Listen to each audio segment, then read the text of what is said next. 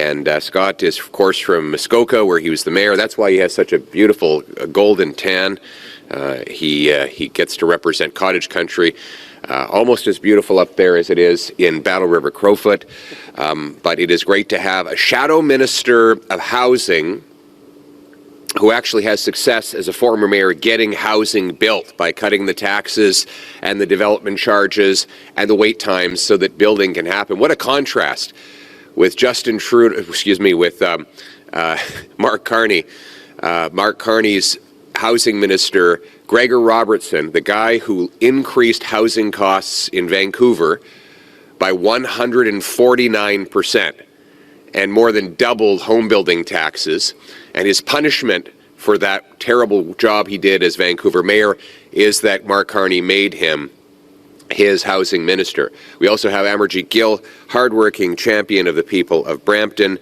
And of course, we're here at DECO with the incredible De Gasperis family, who are the story of, really bring the story of the Canadian Promise, wonderful Italian family who came here and, like all the Italians who came, built this country. Literally built this country, the Italian immigrants to this country built roads, they built homes, some of our most beautiful buildings and some of our most impressive businesses, and they came here with nothing. That really was the Canadian Promise. I wonder if the De Gasperis family were to have arrived now, whether they would have been able to build a business like this.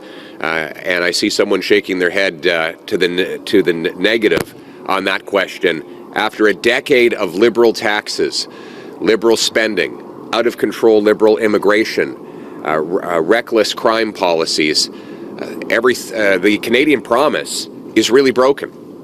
We see an entire generation priced out of home ownership. We see rampaging crime in our streets. We see overcrowded communities as a result of immigration adding people 3 times faster than we add homes and jobs. Oh, come on! We see job losses.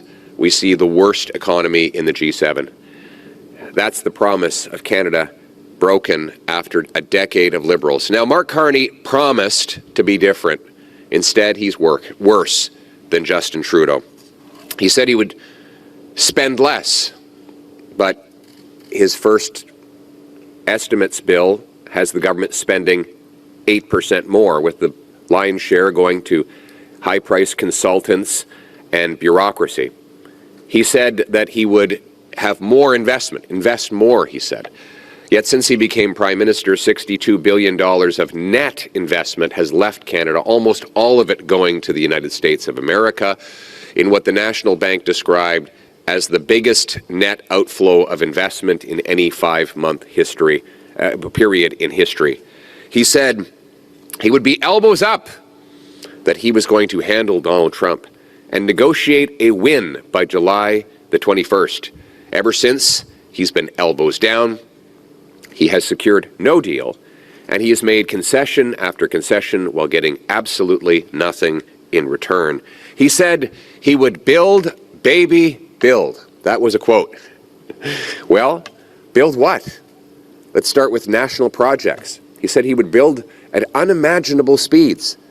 Yet not only is there 0 national projects under construction today, 6 months after he took office, in fact, he has not granted a single permit for a major project to go ahead.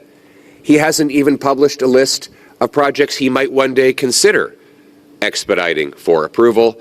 Meanwhile, there are 39 projects that are sitting in the bureaucracy waiting for approval, that for which Mark Carney only needs to get out of the way.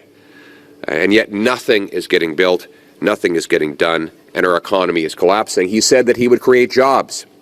Yet since he took office, there are 86,000 fewer people working today than there were when he started off. In fact, unemployment is now the 2nd highest in the G7. And speaking of the G7, he has promised to give the fastest growth in the G7, when in reality he has given an economy that is shrinking fastest in the G7. Again, he promised we'd be growing the fastest in the G7.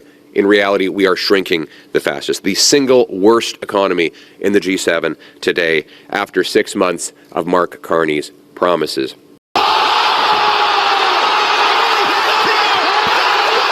On a vu que M. Carney a brisé toutes ses promesses. Il a dit qu'on allait avoir l'économie qui a des grands. And, of course, nowhere is that more true than in housing. Now, we've been talking for years about the Liberal housing crisis, and they doubled the cost. They priced an entire generation out of homes. They did this through out-of-control money printing and immigration, which inflated demand, and funding local bureaucracies and high taxes that block construction and supply.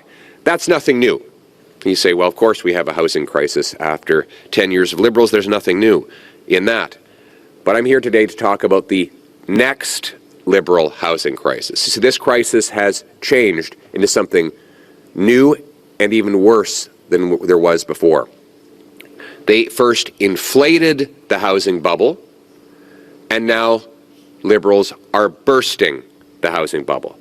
The bubble is bursting, and it is hemorrhaging jobs and construction right across the country. Nowhere worse than here in Ontario.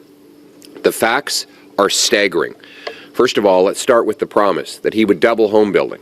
Well, according to Mr. Carney's own housing agency, home building is expected to plummet by 13% over the next 2 years. But here in the GTA, year over year, it is down 49%. In Kelowna, it's down 36%. Pre-sales are down 48%, and they are 82% below the 10-year average. You talk to home builders in the GTA today, and they will tell you this is the worst they have ever seen it in generations. I've talked to home builders that have been in this business for 50 years, and they say they have never witnessed this kind of carnage in the housing sector. What does this mean?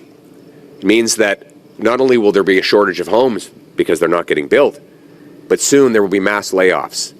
And we're already seeing it. The Canadian Home Builders say that Canadian Home Builders Associations say that 35% of their members are already laying people off. The Residential Construction Council says that the sector is already laying off thousands of people.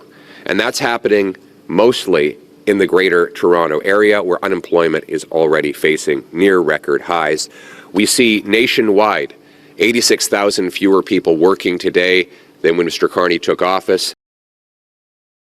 And in the summer alone, July and August, we lost 106,000 jobs, a staggering number, to give us the second highest unemployment rate in the G7. Here's the crisis that is going to unfold. If these trades workers lose their jobs, we may never get them back. They will have to move to find work. They may leave the housing sector altogether. And then 3 years from now, the housing shortage will be even worse than it is right now. Mr. Carney has accomplished the impossible. It is a triple crisis, with prices too high for buyers to buy, too low for sellers to sell, and inadequate for builders to build. How can all those things be true? How is it that it's too high to buy but too low to build? Well, the answer is that most of the money is going to government. 30% of the cost of a new home in Ontario today is direct taxes. 50%, as much as 50%, is related to land use regulations. In Vancouver today, fully 60% of the cost of a new home is government. Taxes, charges, delays, fees, lawyers, accountants. More money for a new home goes to bureaucrats in government buildings than goes to the carpenters, electricians, and plumbers who actually build the home. The governments keep talking about how they have these wonderful plans for home building. You know what they need to do? Only one thing. Get out of the way. Get out of the way. These men and women back here, they know how to build homes. They know how to frame a house, to swing a hammer, to lay a foundation, to prepare the land. They know how to build homes. We have great home builders who know how to build homes. The only thing they need is permission. But they can't get it because of slow bureaucracy and blocking things from going ahead. And so today, Conservatives, we're not just going to oppose Mark Carney and Liberal failures. We're not just going to hold them accountable for the Liberal immigration crisis, the Liberal cost of living crisis, the Liberal crime crisis, and the Liberal jobs crisis. We're actually going to propose solutions. As we go back to Parliament, we want Mark Carney and the Liberals to steal our best ideas so that we can reverse the damage that they have done. Yes!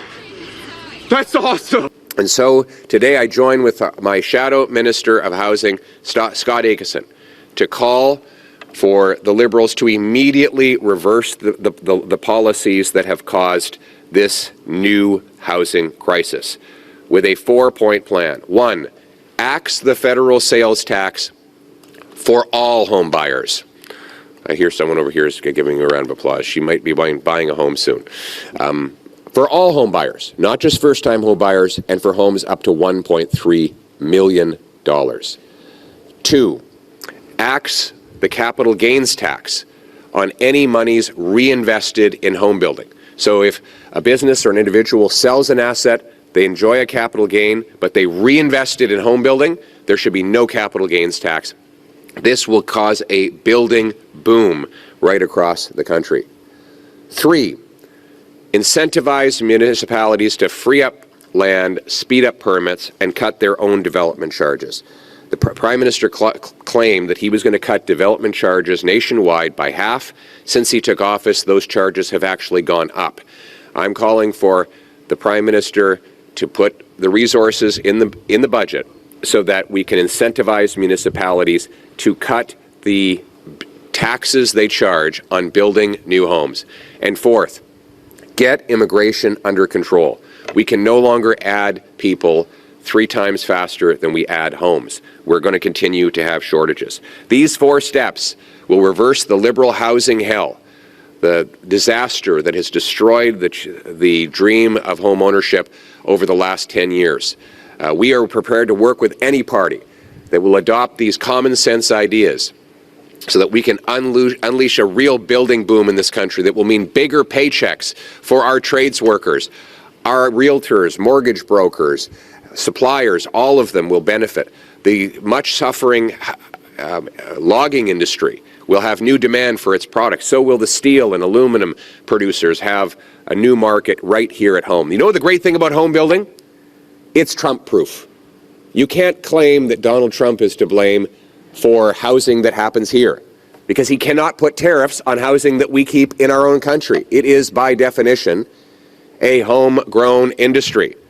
So when we're facing a losing trade war with China, with the United States, and with others, why not build more here at home? Most of the materials that go in these homes are Canadian materials. We have the land, the labor, and the lumber. And there's no foreign government that can tariff the construction of a Canadian home. This should be the #1 priority. Get building here. Nobody can stop us from doing it.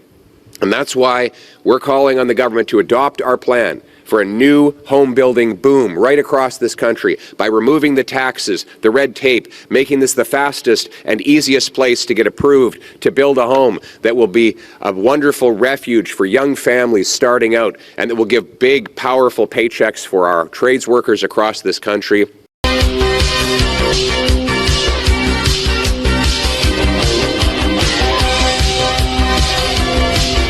Purpose, as always, is stronger take-home pay, safer streets, solid borders in a self-reliant country, a country where hard work pays off with a beautiful home, good meat and potatoes on the dinner table, in a secure neighborhood with a wonderful Canadian flag hanging off the front porch. Thank you very much. Now let's get it done.